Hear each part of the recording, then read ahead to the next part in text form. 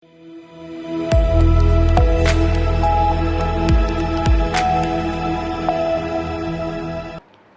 स्वागत है आपका। आप देख रहे हैं सी न्यूज भारत। मैं हूं आपके साथ इशिता।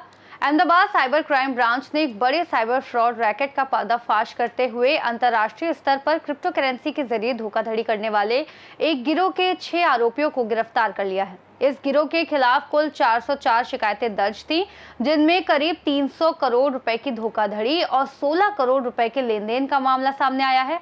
इस गिरोह ने गुजरात के विभिन्न शहरों गांधी धाम में 1 करोड़ रुपए, अहमदाबाद में 21 लाख रुपए समेत कुल 54 लाख रुपए की ठगी की। वे पीड़ितों से प्राप्त रकम को पहले बैंक खातों में जमा करते, फिर अंगड़िया प्रणाली के जरिए रकम दुबई भेजी जाती थी। वहां इसे क्रिप्टो करेंसी में बदलकर अंतर्राष्ट्रीय नेटवर्क से ट्रांसफर किया जाता था। गिरोह के 6 आरोपी गिरफ्तार किए गए हैं, 2 आरोपी जमानत पर हैं। अहमदाबाद साइबर क्राइम ने इस केस में पहली बार गुजराती धारा 370 के तहत मामला दर्ज किया है। आरोपियों की आय और संपत्ति जब्त करने की प्रक्रिया जारी है। अहमदाबाद साइबर क्राइम ब्रांच के प्रमुख योगेश गोस्वामी के नेतृत्व में ये कार्रवाई को अंजाम दिया गया। ये कार्रवाई राज्य में साइबर सुरक्षा के प्रति कानून प्रवर्तन एजेंसियों की सक्रियता और प्रतिबद्धता को दर्शाती है। जैसा कि आप जानते हैं कि साइबर क्राइम काफ़ी ज़्यादा स्पीड से बढ़ रहा है, तो एक गैंग का अहमदाबाद साइबर क्राइम ने पर्दाफाश किया था जनवरी में, जिसमें 54 लाख की डिजिटल अरेस्ट की फरियाद ली गई थी। उसमें गैंग को अरेस्ट किया गया था, उसमें 7 नाम खुले थे। उसी गैंग ने पूछपरछ में पता चला था कि एक और विक्टिम है, कंप्लेनेंट है, और उसका भी 1 करोड़ 50 लाख के आसपास का डिजिटल अरेस्ट हुआ, स्कैम हुआ। उसके बाद गांधीधाम में भी इस गैंग के खिलाफ एफआईआर हुई, और एक अहमदाबाद में और विक्टिम मिला जिसके इन्वेस्टमेंट फ्रॉड करके इसी गैंग ने 32 लाख रुपए उसका निकाला। और जब हमने इस गैंग का अकाउंट्स वगैरह देखे इन्वेस्टिगेशन में, तो पता चला पूरे इंडिया में 404 जितनी एनसीआरपी पोर्टल पे कंप्लेंट्स इस गैंग के खिलाफ हैं, और जिसकी कुल अमाउंट जो थी वो 16 करोड़ से ज़्यादा की थी। और ये गैंग का मैं बताना चाहूँगा कि ये लोग जैसे डिजिटल अरेस्ट है, इन्वेस्टमेंट फ्रॉड है, अलग अलग टाइप के मोडस ऑपरेंडी से कंप्लेनेंट्स को के साथ चीट करते हैं, फ्रॉड करते हैं।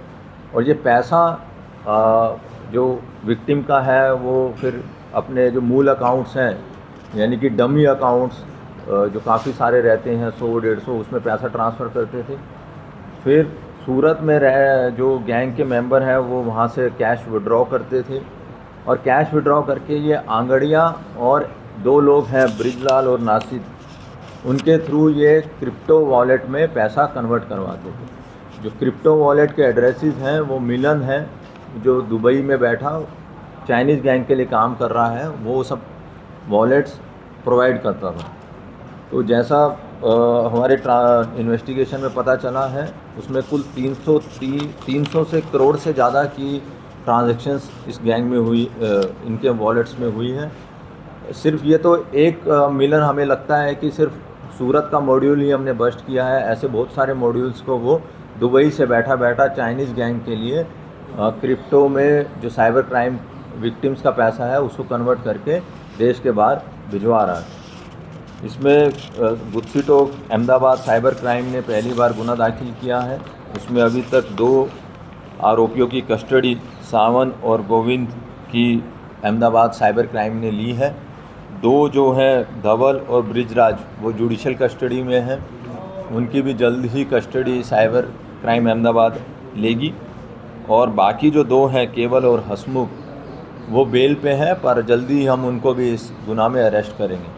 और इसके अलावा भी उनके पास कितने डिजिटल वॉलेट्स हैं या क्रिप्टो वॉलेट्स हैं, आंगड़िया वाले की भी पूछपरछ चालू है। जैसे वो बताएगा कि भाई और किस किस गैंग के पैसे वो दुबई या ऐसे वहाँ ट्रांसफ़र करता था।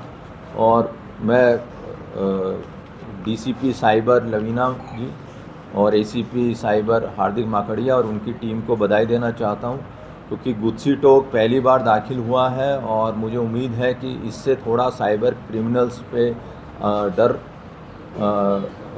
ज़रूर स्थापित करने में मदद मिलेगी। और मैं फिर से दोहराना चाहूँगा कि जितने भी लाभ लोगन हैं, चाहे वो इन्वेस्टमेंट फ्रॉड के हैं, शेयर मार्केट के हैं या कुछ भी हैं, अहमदाबाद के सिटीजन्स उसमें ना आए। और डिजिटल अरेस्ट नाम की कोई चीज़ होती नहीं है।